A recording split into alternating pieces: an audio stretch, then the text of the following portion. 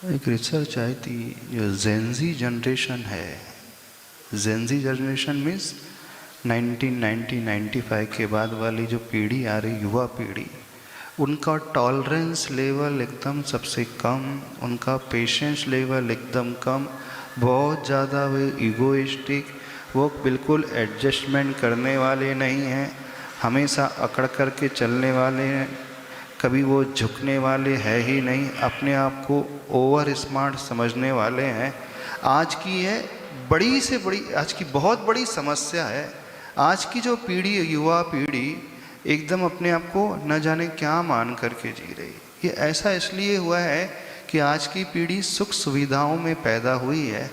आज से 40 साल 50 साल पहले की जो जनरेशन थी, उनके पास इतनी ज़्यादा सुविधाएं नहीं थी, ना उनके पास इतना वैभव था, धन था, कुछ नहीं था। तो जहाँ धन आदि की कमी रहती है, सुविधाओं की कमी होती है, व्यक्ति जब स्वयं संघर्ष करके आगे बढ़ता है तो वो बड़ा एडजस्टमेंट करने वाला होता है, सबको साथ लेकर के चलने वाला होता है। और जो बच्चा सोने की चम्मच लेकर के पैदा होता है, वो कभी झुकता नहीं है, क्योंकि उसने कभी अभाव, कमियां देखी ही नहीं है, संघर्ष उसने कभी फेस ही नहीं किए हैं। वो अमीरी में पैदा हुआ है, तो बैठे बैठे उसे सब कुछ मिला है, तो वह उस रहस्य को समझ ही नहीं सकता। ये बहुत बड़ी समस्या आज की युवा पीढ़ी की हो रही है। तो उन लोगों से कहना, आज की जनरेशन से कहना है, आप जिसके पीछे भाग रहे हो उसमें कुछ भी हाथ में लगने वाला नहीं है। और आज की ही पीढ़ी सबसे ज़्यादा टेंशन में और डिप्रेशन की ओर बढ़ रही है। सुसाइडल केस जितने आज हो रहे हैं, उतने पहले कभी देखने को नहीं मिलते थे। पैसा तो बहुत बढ़ रहा है, लेकिन सुख शांति गायब है, सेटिस्फेक्शन गायब है। तो ऐसे लोगों से कहना है, अपनी लाइफ के पर्पस को समझना सीखें, जीवन का क्या उद्देश्य होना चाहिए यह जानें।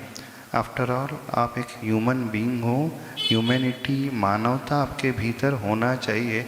आपके पूर्वज क्या रहे हैं, कैसे रहे हैं, कैसे उन्होंने संघर्ष किया है, कैसे उन्होंने जीवन में आगे अपने आप को बढ़ाया है, कितना उन्होंने झेला है, आपको अनुकूलता से सब कुछ मिला है। तो उनकी लेगेसी को समझे, उनके संस्कारों को समझे, अपने धर्म को समझे, गुरुओं को समझे, उसके अनुसार जीवन जीना सीखें। तो जीवन में जब तक एम्पैथी की भावना, सहानुभूति आदि की भावना, कंपैशन, करुणा की भावना नहीं आएगी, तब तक वो जनरेशन सुधर नहीं सकती है।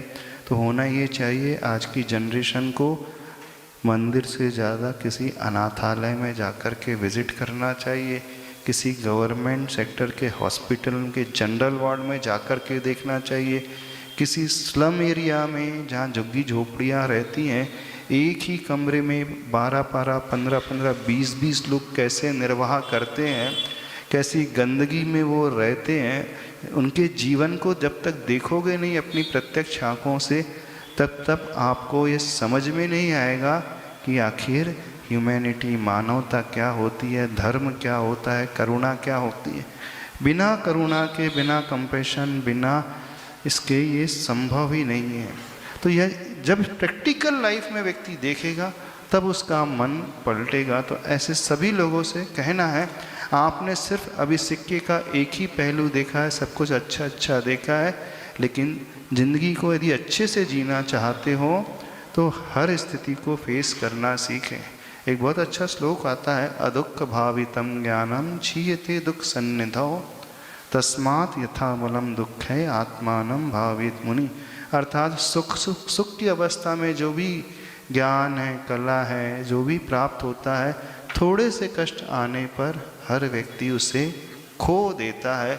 इसलिए यदि हम अपने लाइफ में एडवर्स सिचुएशन को अच्छे से फेस करना चाहते हैं, अपने आप को खड़े रखना चाहते हैं, तो चला करके थोड़ी सी एडवर्स सिचुएशन को फेस करना सीखें, प्रतिकूलताओं को झेलना सीखें, अथवा जो प्रतिकूलताओं में रह रहे हैं उनके उस जीवन को देखेंगे, तब आपके भीतर वो दया का भाव पैदा होगा, धर्म का, प्रेम का, वात्सल्य का भाव पैदा होगा। तब आपका वो अहम का भाव अपने आप छूट जाएगा, आप अपने आप बड़े डाउन टू अर्थ हो जाओगे, एकदम विनय से भरने लगोगे। और जहाँ आपको गुण आदि दिखेंगे उसके प्रति आप रिस्पेक्ट अपने आप करने लगोगे। इसके बिना और कोई रास्ता नहीं।